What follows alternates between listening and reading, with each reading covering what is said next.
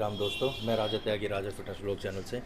दोस्तों, आज का जो टॉपिक है वो किसी बॉडी बिल्डिंग से रिलेटेड, किसी फिटनेस से रिलेटेड या किसी सप्लीमेंटेशन से रिलेटेड नहीं है। आज हम बात करने वाली है बात इंसानियत की, या जो हमारे आसपास आज हो रहा है, आज हम उसके बारे में बात करने वाले हैं।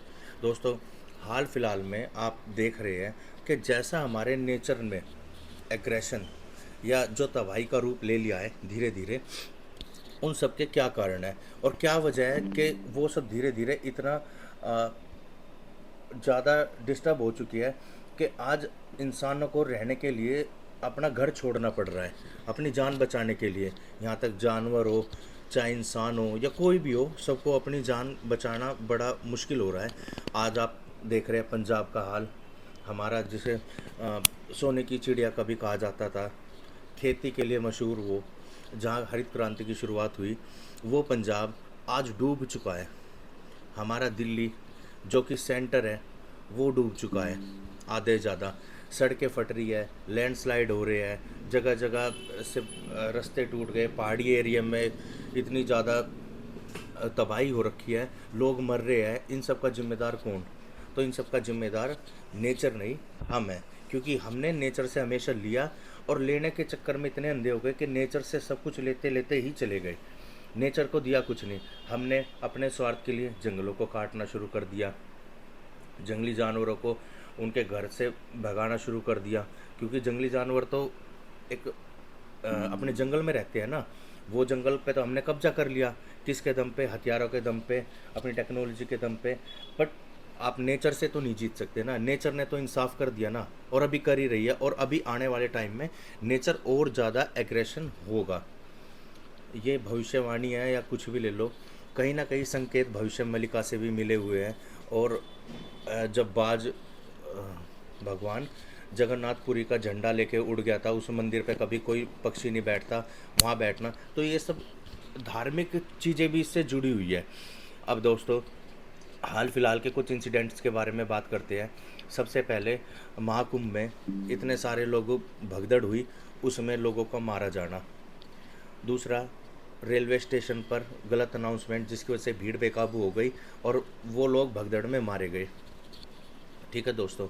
फिर आता है सेल्फी पॉइंट ब्रिज जो टूट गया, या फिर जो हमारा अभी रिसेंटली प्लेन क्रैश हादसा हुआ था, सारे लोग मर गए, सिर्फ एक आदमी बचा उसमें से, वो भी किसी तरह गेट के पास था, अपनी जान बचाकर कूदा वहाँ से, तो वो बच गया। और अभी सबसे बड़ा इंसिडेंट आप देखिए कि हमने हैदराबाद में 400 एकड़ जंगल को जला दिया, खाली करा दिया, उसके पेड़ों को काट दिया। वहाँ के जितने जंगली जानवर थे, कुछ उस आग की चपेट में आके मारे गए। जब आप नेचर के खिलाफ जाना शुरू करते हो तो नेचर भी आपको उसका बदला तो लेगी ना। इसमें कोई सरकार, कोई कुछ, इसमें किसी का दोष नहीं है। जब इतना ओवरफ्लो पानी आएगा पीछे से, अब ये पहाड़ों से पानी आ रहा है, ज़मीनें खोखली हो गई है, तो वो कहाँ जाएगा? वो सारा पानी है जो फ्लोट हो रहा है, वो सारा इधर ही आएगा, जहाँ जहाँ पानी को रास्ता मिलेगा। आप पानी को नहीं रोक सकते किसी भी हाल में। तो ये सब हमारे नेचर का डिस्टर्बेंस की वजह से हुआ है, जो कि अनबैलेंस है बिल्कुल। हमने कचरा ज़्यादा ही ज़्यादा फैला दिया, प्लास्टिक वेस्ट ज़्यादा वो हो गया, पोल्यूशन इतना हो गया। या तो पहले, अभी आज से पहले कभी इतनी बारिश नहीं पड़ी, इतना बड़ा वो नहीं हुआ। अब तो सावन भी चलेगा और जो उसका मानसून का टाइम है वो भी चलेगा, लेकिन उसके बावजूद भी इतनी भारी प्रलय आ रही है। हमारे दिल्ली डूब गया, हमारा पंजाब डूब गया, हमारा बिहार, हमारे निचले मैदानी क्षेत्र, हमने नेचर को नाराज़ कर दिया। उसकी सबसे बनाई प्यारी चीज़ इंसान और जानवर। आज इंसान इंसान को मार रहा है, इंसान जानवरों को मार रहा है अपने स्वाद के लिए, अपने ऐशो आराम के लिए। तो नेचर तो अब अपना रूप दिखाना शुरू किया है, अभी तो सिर्फ शुरुआत हुई है। और यही कलयुग है, और कलयुग का शायद अंत भी शुरू हो चुका है। आप इसको चाहे किसी भी वे में ले सकते हैं। हमारे पंजाब में, पंजाब का भी रिसेंटली इतना बड़ा उदाहरण मैं बार बार इसलिए दे रहा हूँ, आप देख रहे हैं कि इसमें कहीं ना कहीं जो इंसान इंसान की मदद कर रहा है, वो एक कम्युनिटी है।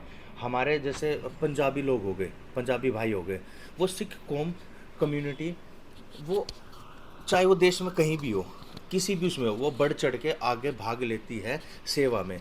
वो बिलीव करती है कि इंसानियत में, तभी वो आज लोग इतने सक्सेस है।